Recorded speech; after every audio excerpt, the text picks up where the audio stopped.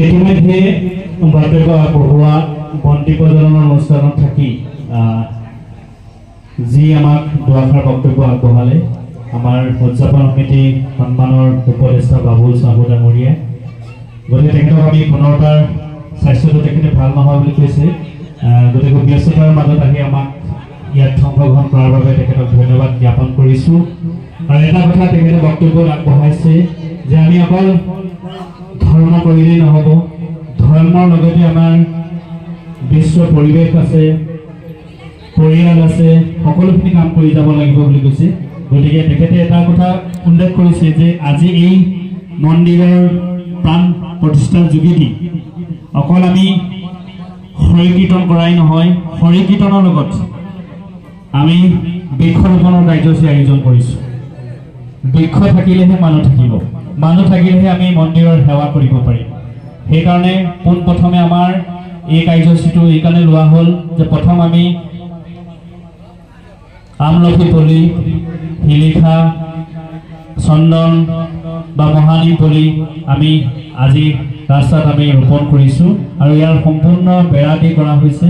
এই বেৰাৰ ক্ষেত্ৰত এই অঞ্চলৰ ৰাইজে চোকা নজৰে যাতে ভক্তপ্ৰাণ ৰাইজে সেই পুলিটো জিছে নাই কিবা হৈছে নেকি আপোনালোকে মন কাণ কৰিব।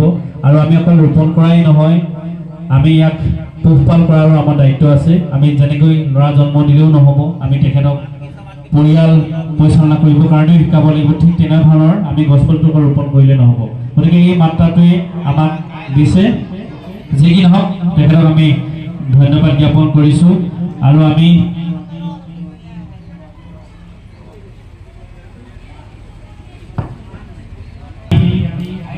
এই অনুষ্ঠানত থকা ভক্তপ্ৰাণ ৰাইজক প্ৰতিজন ব্যক্তিক আমি ধন্যবাদ জ্ঞাপন কৰিছোঁ। আমি কাৰ্যসূচী অনুসৰি ইয়াৰ পাছতে আমাৰ নতুন মন্দিৰৰ যি প্ৰাণ প্ৰতিষ্ঠা অনুষ্ঠান আছে, সেই অনুষ্ঠানৰ কাৰ্যসূচী আমি খন্তেক পিছতে আৰম্ভ কৰিম। আৰু ইয়াৰ পাছতে আমাৰ যিসকল এই অঞ্চলৰ হাইস্কুল শিক্ষান্ত পৰীক্ষাত ভালদৰে উত্তীৰ্ণ হৈছে তেখেতসকলকো আমি সম্বৰ্ধনা দিম। আৰু ইয়াৰ পাছতে আমাৰ এই অনুষ্ঠানৰ যোগেদি বিশেষ ব্যক্তি দুজন কামৰ কাৰণে গুচি গৈছিল, সংঘ কৰ্মকাৰ ডাঙৰীয়া, তেখেতকো আমি এই আপাহতে এখনি ফুলাম গামোচাৰ মৰম আৰু চেনেহ শ্ৰদ্ধা দিবৰ কাৰণে সংঘ কৰ্মকাৰ ডাঙৰীয়াকো এখনি ফুলাম গামোচাৰ মৰমেৰে চেনেহ শ্ৰদ্ধা অৰ্পণ কৰিবৰ কাৰণে অনুৰোধ জনাইছোঁ। ইয়াৰ পাছতে আমাৰ মাজত থকা উদযাপন সমিতিৰ সন্মানীয় উপসভাপতি ধনেশ্বৰ সতনামী ডাঙৰীয়া আছে, তেখেতকো এখনি ফুলাম গামোচাৰে মৰম আৰু চেনেহ শ্ৰদ্ধা অৰ্পণ কৰিবৰ কাৰণে আমাৰ কৰ্মীসকলক অনুৰোধ জনাইছোঁ। এয়া আমাৰ উদযাপন সমিতি সন্মানীয় উপসভাপতি ধনেশ্বৰ সতনামী ডাঙৰীয়া। ধীৰেন বুজুৰ্গ আমি আমন্ত্ৰণ জনাইছোঁ। ধীৰেন বুজুৰ্গ ডাঙৰীয়াকো এখনি ফুলাম গামোচাৰে মৰম আৰু চেনেহ শ্ৰদ্ধা অৰ্পণ কৰিব বিচাৰিছোঁ এই কাৰ্যসূচীৰ যোগেদি। এয়া ধীৰেন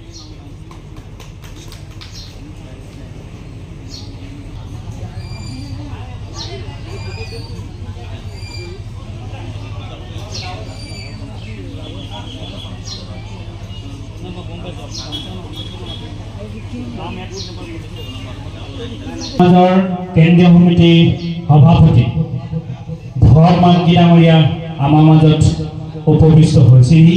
গতিকে সকলো ৰাইজকে আমি আসন গ্ৰহণ কৰিবৰ কাৰণে জনাইছোঁ। ইয়াৰ লগে লগে আমি সম্বৰ্ধনা অনুষ্ঠানৰ বাহাল ৰাখিছোঁ। সম্বৰ্ধনা অনুষ্ঠানৰ বাবে এইবাৰ আমন্ত্ৰণ জনাইছোঁ ধনেশ্বৰ মাংকি,